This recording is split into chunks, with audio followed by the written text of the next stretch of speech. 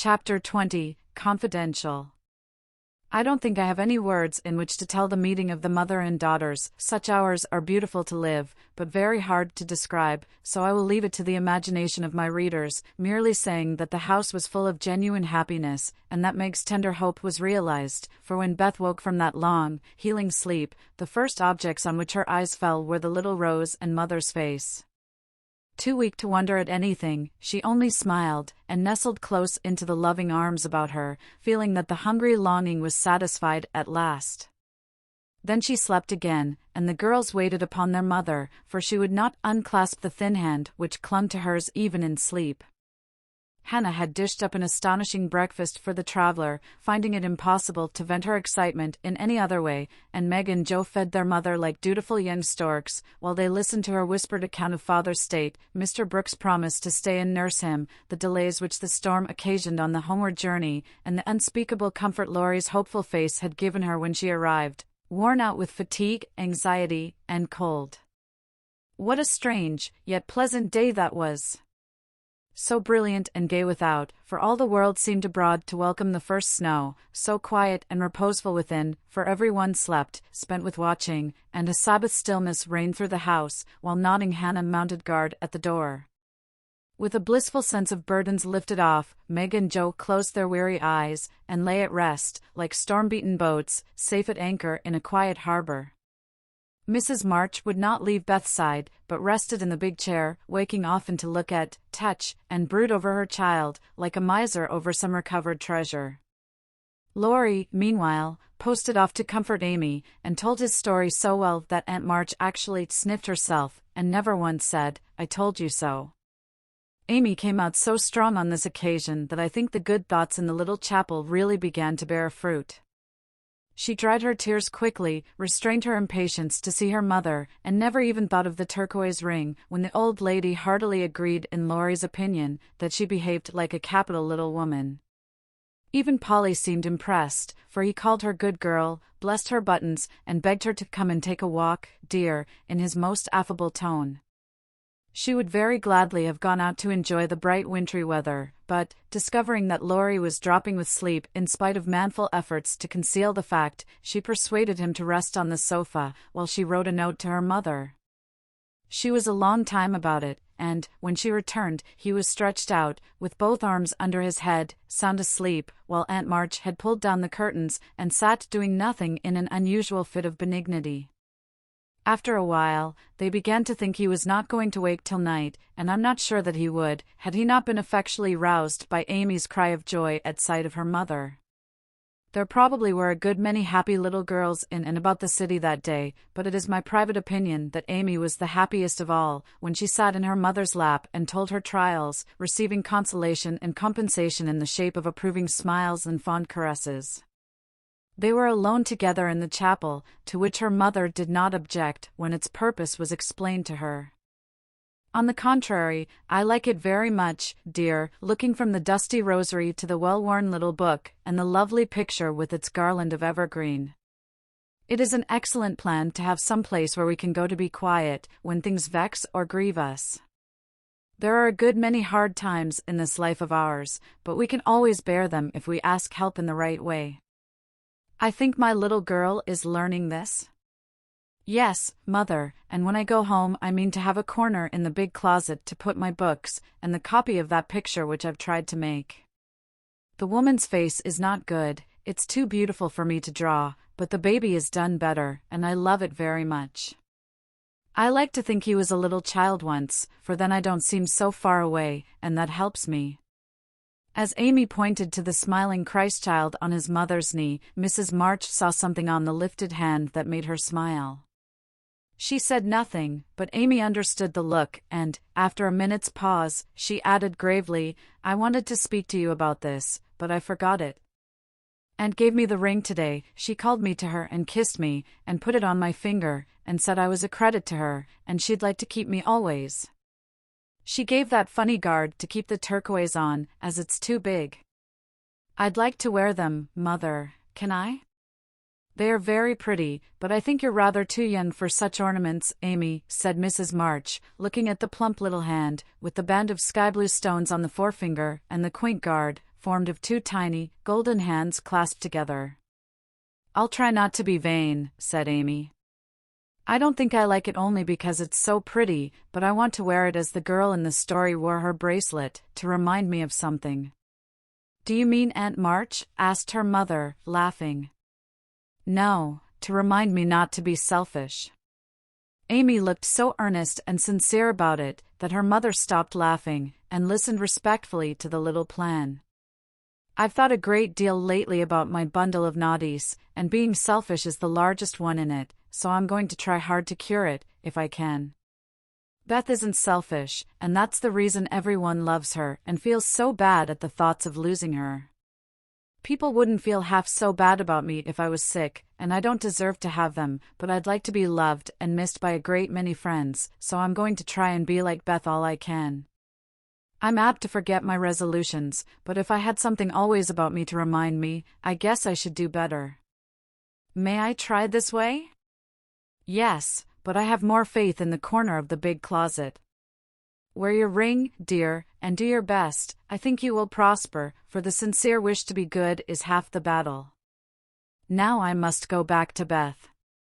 Keep up your heart, little daughter, and we will soon have you home again." That evening, while Meg was writing to her father to report the traveler's safe arrival, Jo slipped upstairs into Beth's room and, finding her mother in her usual place, stood a minute twisting her fingers in her hair, with a worried gesture and an undecided look.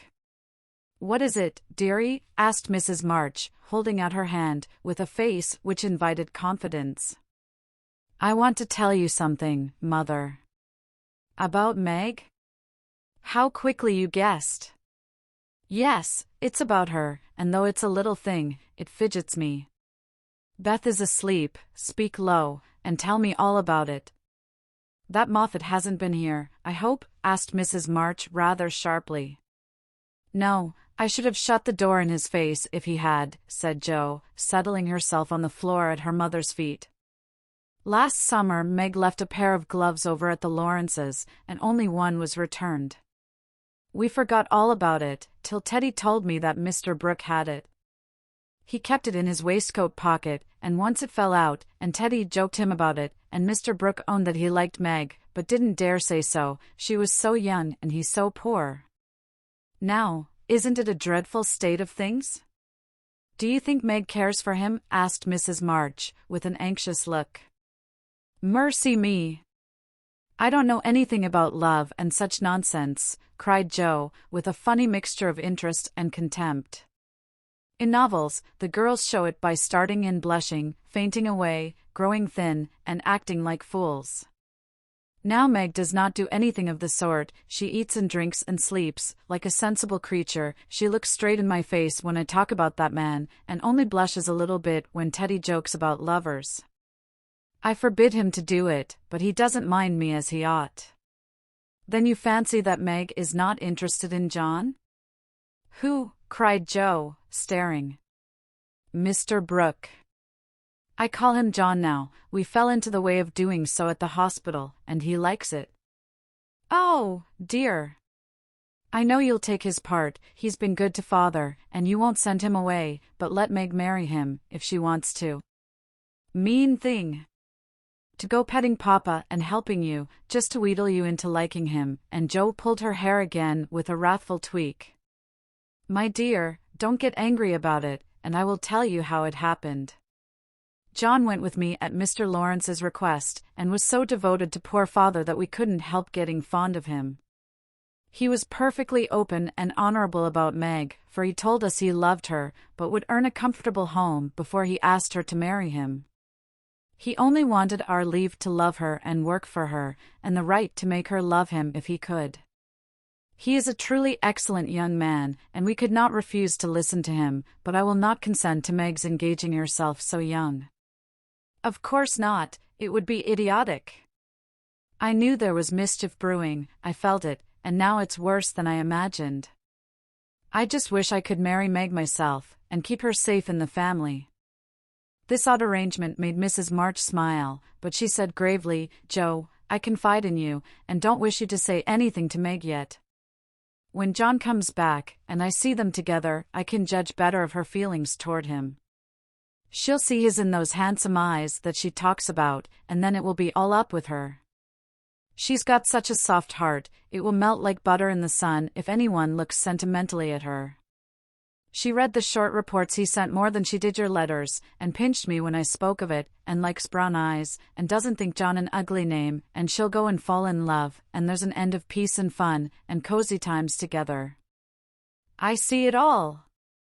They'll go lovering around the house, and we shall have to dodge. Meg will be absorbed, and no good to me anymore. Brooke will scratch up a fortune somehow, carry her off, and make a hole in the family, and I shall break my heart, and everything will be abominably uncomfortable. Oh, dear me. Why weren't we all boys, then there wouldn't be any bother. Jo leaned her chin on her knees, in a disconsolate attitude, and shook her fist at the reprehensible John. Mrs. March sighed, and Jo looked up with an air of relief. You don't like it, Mother? I'm glad of it. Let's send him about his business, and not tell Meg a word of it, but all be happy together as we always have been. I did wrong to sigh, Jo. It is natural and right you should all go to homes of your own, in time, but I do want to keep my girls as long as I can, and I am sorry that this happened so soon, for Meg is only 17, and it will be some years before John can make a home for her. Your father and I have agreed that she shall not bind herself in any way, nor be married, before 20. If she and John love one another, they can wait, and test the love by doing so. She is conscientious, and I have no fear of her treating him unkindly. My pretty, tender-hearted girl. I hope things will go happily with her. Hadn't you rather have her marry a rich man? Asked Jo, as her mother's voice faltered a little over the last words.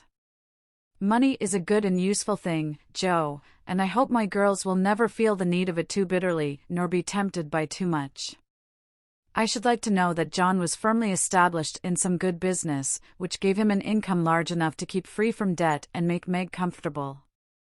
I'm not ambitious for a splendid fortune, a fashionable position, or a great name for my girls. If rank and money come with love and virtue, also, I should accept them gratefully, and enjoy your good fortune, but I know, by experience, how much genuine happiness can be had in a plain little house, where the daily bread is earned, and some privations give sweetness to the few pleasures. I am content to see Meg begin humbly, for, if I am not mistaken, she will be rich in the possession of a good man's heart, and that is better than a fortune. I understand, Mother, and quite agree, but I'm disappointed about Meg, for I'd planned to have her marry Teddy by and by, and sit in the lap of luxury all her days. Wouldn't it be nice? Asked Jo, looking up, with a brighter face. He is younger than she, you know, began Mrs. March, but Jo broke in, only a little. He's old for his age, and tall, and can be quite grown up in his manners if he likes. Then he's rich and generous and good, and loves us all, and I say it's a pity my plan is spoilt. I'm afraid Laurie is hardly grown up enough for Meg, and altogether too much of a weathercock, just now, for anyone to depend on. Don't make plans, Jo, but let time and their own hearts mate your friends. We can't meddle safely in such matters, and had better not get romantic rubbish, as you call it, into our heads, lest it spoil our friendship. Well, I won't, but I hate to see things going all crisscross and getting snarled up, when a pull here and a snip there would straighten it out. I wish wearing flat irons on our heads would keep us from growing up. But buds will be roses, and kittens, cats, more's the pity. What's that about flat irons and cats? Asked Meg, as she crept into the room, with the finished letter in her hand. Only one of my stupid speeches. I'm going to bed. Come, Peggy, said Jo, unfolding herself, like an animated puzzle. Quite right, and beautifully written. Please add that I send my love to John, said Mrs. March, as she glanced over the letter, and gave it back. Do you call him John? Asked Meg, smiling, with her innocent eyes looking down into her mother's. Yes, he has been like a son to us, and we are very fond of him, replied Mrs. March, returning the look with a keen one. I'm glad of that, he is so lonely. Good night, Mother, dear. It is so inexpressibly comfortable to have you here, was Meg's quiet answer. The kiss her mother gave her was a very tender one, and, as she went away, Mrs. March said, with a mixture of satisfaction and regret, "She does not love John yet, but will soon learn to."